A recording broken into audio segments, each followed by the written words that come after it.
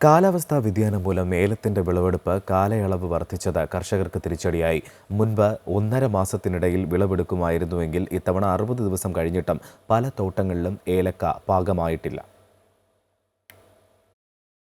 കാലാവസ്ഥാ വ്യതിയാനം ഏറ്റവും കൂടുതൽ ബാധിച്ചത് ഏലം മേഖലയെയാണ്. കാലവർഷം കൃത്യമായി കിട്ടാത്തതും ഇടവിട്ട് ശക്തമായി കാറ്റും മഴയും ഉണ്ടായതും കൃഷിക്ക് തിരിച്ചടിയായി. മുൻപ് 45 ദിവസത്തിനും 60 ദിവസത്തിനുമിടയിൽ വിളവെടുപ്പ് നടത്തിയിരുന്നു. ഇപ്പോൾ വിളവെടുപ്പ് കാലാവധി 2 മാസം മുതൽ 3 മാസം വരെയായി വർദ്ധിച്ചു. 1 കിലോ ഏലക്കയുടെ ശരാശരി വില 1500 രൂപയിൽ താഴെ മാത്രമായതും കർഷകരെ വലയ്ക്കുന്നു. 45-50 ഇടയ്ക്ക് നമ്മൾ കായെടുത്തുകൊണ്ടിരുന്ന ഇപ്പോൾ അത് സമയത്ത് അത് 75 ദിവസം ഒരു കായയുടെ കഴിഞ്ഞാൽ ഒരു 75-ാമത്തെ ദിവസമൊക്കെ നമുക്ക് എടുക്കാൻ കിട്ടുള്ളൂ.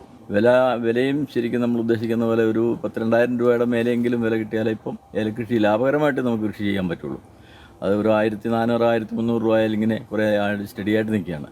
ഒരു സീസണിൽ 6 മുതൽ 8 തവണ വരെ വിളവെടുക്കാൻ മുൻവർഷങ്ങളിൽ കഴിഞ്ഞിരുന്നു. ഇത്തവണ ഇത് കുറയും. ഏലച്ചെടികളിൽ കീടബാധയും രൂക്ഷമാണ്. നിശ്ചിത ഇടവേളകളിൽ പ്രയോഗിച്ചിരുന്ന മരുന്നുകൾ ഇത്തവണ കാര്യമായ ഫലം നൽകുന്നില്ല. കാലാവസ്ഥാ വ്യതിയാനവും ഉൽപാദനക്കുറവും വിലയിടിവും രോഗബാധയുമെല്ലാം ഏലം കർഷകരുടെ പ്രതീക്ഷകൾ തകർക്കുകയാണ്. MC Boban, Amrita News, Idukki.